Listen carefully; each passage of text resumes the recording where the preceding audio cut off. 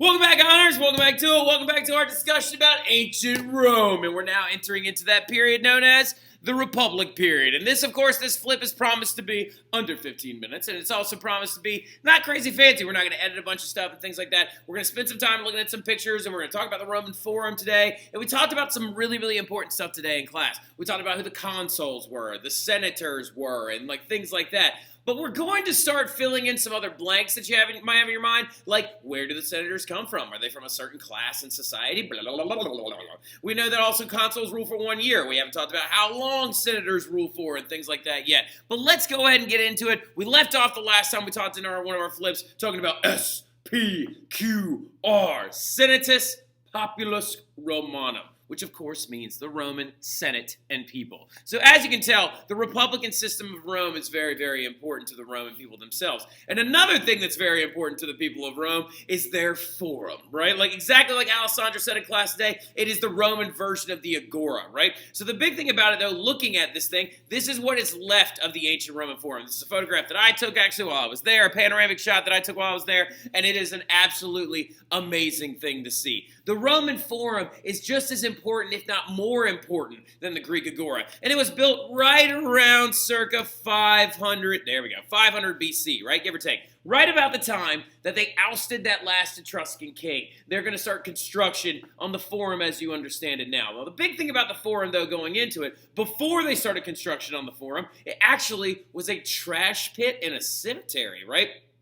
So do me a favor, you're going to make a list of bullet point facts that I'm about to tell you about the forum right now. And you're going to need to be able to talk about them, not only when we're in class during our review, but also on that quiz coming up, right? That's going to be one of the last fill in the blank sections. And I will post that study guide today, all right? So now look, the big thing about it, though, in general, is that the Roman Republican Forum that actually is so, so important to their entire history, like I said, started out as a cemetery and a trash pit. One of the oldest Roman dead remains or dead bodies that we've ever found was actually found down in the Roman Forum, right? And down in the Roman Forum, they found this body of a child, right? And this child, actually, we think might have been like a wealthier child from society or something like that. She had jewelry on and things like that, but it tells us that they're probably, and we found multiple other bodies and stuff like that in the Roman Forum area as well, but the oldest one we've ever found was that of that child. And so the biggest thing about it, though, is it used to be a cemetery. Also, we found a bunch of trash remains of those old wattle and daub huts that, like, Romulus and Remus might have made if they actually did make huts at all and stuff like that.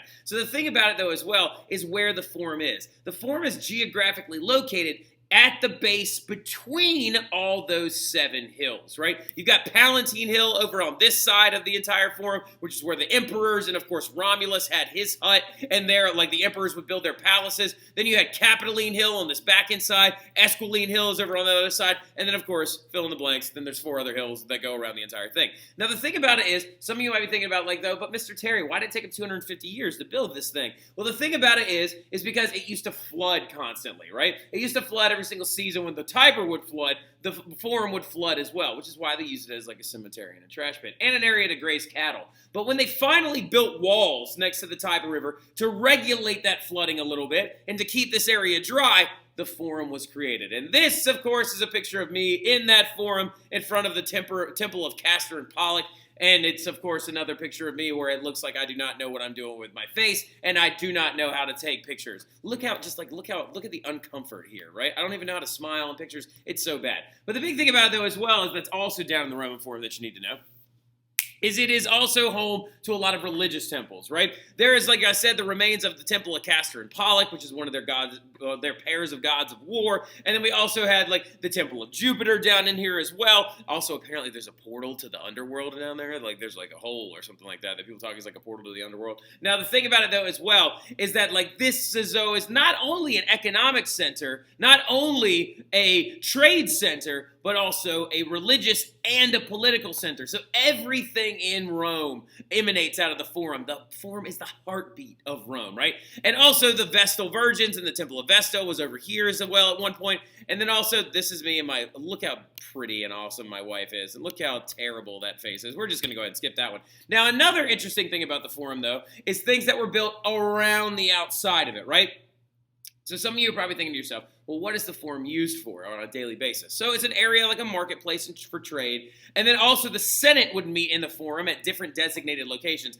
Interesting little thing about the forum is there was no one place that the Senate met. They actually would meet in different locations all the time. They would sometimes meet in the Temple of Jupiter, sometimes meet in the Temple of Castor and Pollux. They'd sometimes meet wherever they found open space and stuff like that. And then there was one important thing down in the forum, though, and that thing was known as the Reconstra, right? And the Reconstra is this big podium where senators would go up to this podium and speak to crowds of people that were there to listen to them talk about laws and other ideas of the government going forward. Now, outside the forum, though, one thing that was built are these things right here. Triumphal arches, right? Go ahead and write that down. Triumphal arches. So every single time a general or a famous Roman figure would take over another area, would take over an area outside of Rome, would divide and conquer, veni, vidi, vici. Every single time they would do this, 9 times out of 10, what would be built for them is a triumphal archway, right? This one was built much later during the Empire period, but this is the Arch of Titus. The Arch of Constantine is behind me where I'm standing right here,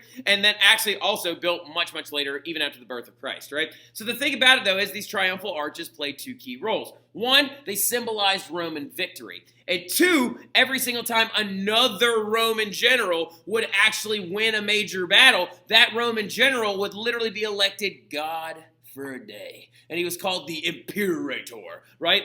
Imperator. The Imperator. Now, the thing about it, though, is when you were this god for a day, whenever you got to do this whole thing, you got a giant parade that went through the streets of Rome that passed under the archways of the generals that had won and came before you, right? And all of the things that you had taken from the place that you had taken over was paraded in front of you. And then you were in the back wearing a purple toga, a deep, dark purple toga, a royal purple toga, and a person was whispering into your ear, going, hey, remember, you are a human, not a god, right? Like, so to remind you to be humbled and stuff like that. Julius Caesar had 4 of these parades because he's the man, all right? And then another thing about the forum as well is that it was surrounded by apartment-style like dwellings, okay? Like, so that's a very, very important little thing, is that a lot of Romans, actually during the period of the Republic and going into the Empire, they lived in basically like apartments. And you can actually see me sitting, no, not that one. You can actually see me sitting beneath some of them, like as I'm standing right there.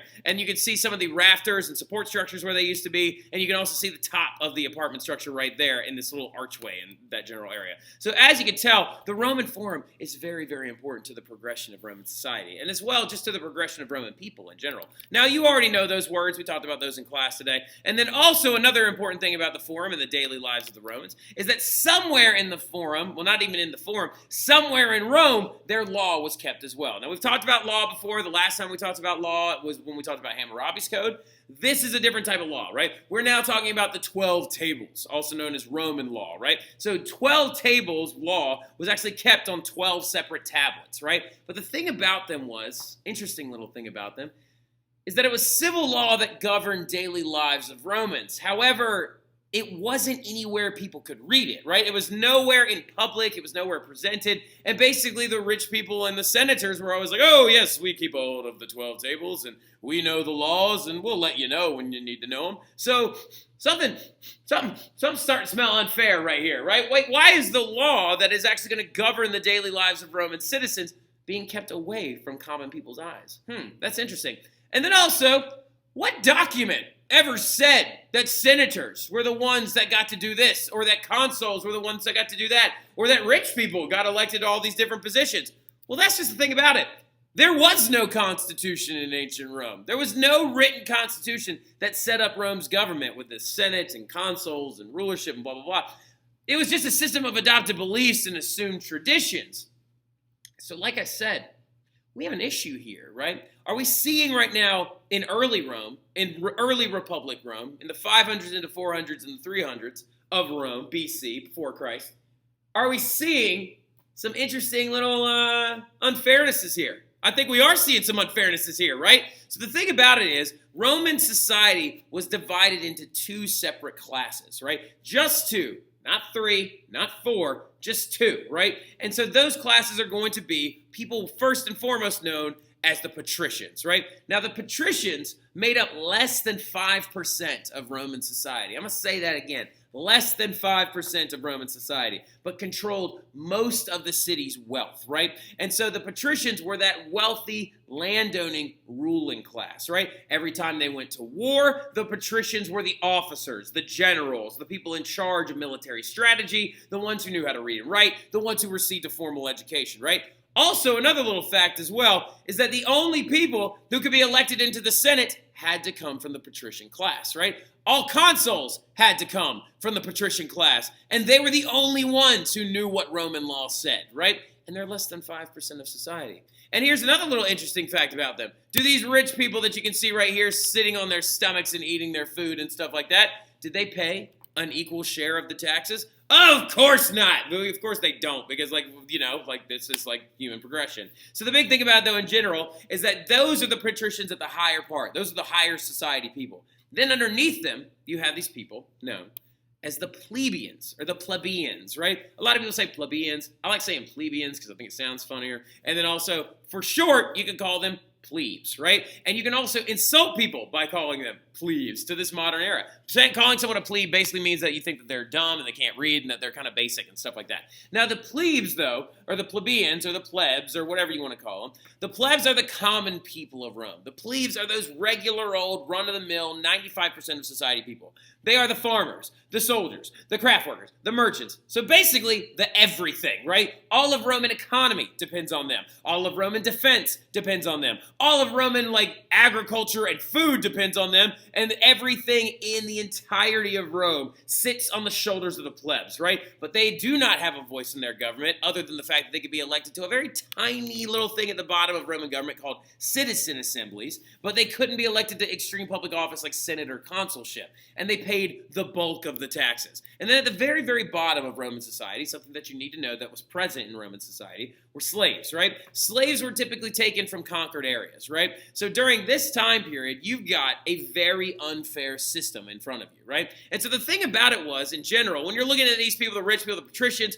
juxtaposed to these really, really poor people, the plebeians, the big thing you need to understand is that their government is just not fair, okay? So what you need to do real quick is pause this screen and jot this down, because this is a simplified version of what the Roman Republic looked like at its earliest phase, right? So at the earliest part of the Roman Republic, it looked like this, right? Do me a favor, go ahead, pause it.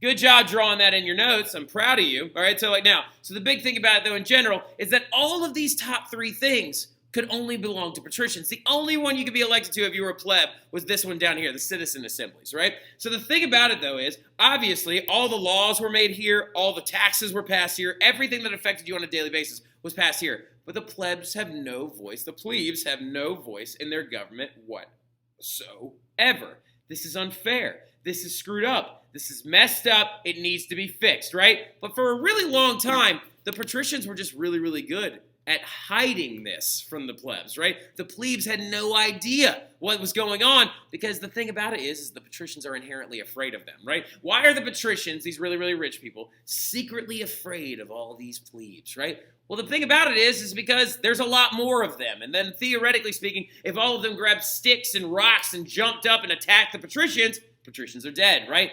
The plebes just have no idea about it, because all the patricians want to do is avoid a mob of them, right? But the plebs have been being kept distracted.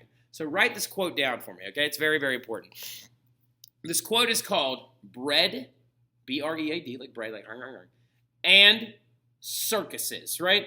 That is the tool that the patricians used to keep the plebs distracted. Bread and circuses, basically give them food and give them games, right? And so they started construction during the early Republic period on this bad boy. This was actually built during the Kingdom period, ironically enough. Not the full structure, but the rudimentary one. This place was called the Circus Maximus. And plebs would be ushered into the Circus Maximus to watch their all-important favorite thing to watch, chariot racing, right? And the big thing about it was, like I said, this kept them distracted and prevented them from becoming that mob of Rome. But we'll talk more about this in class when y'all come back in. We're going to take that quiz, we're going to bang that thing out, and I'll see y'all soon. Y'all have a good one.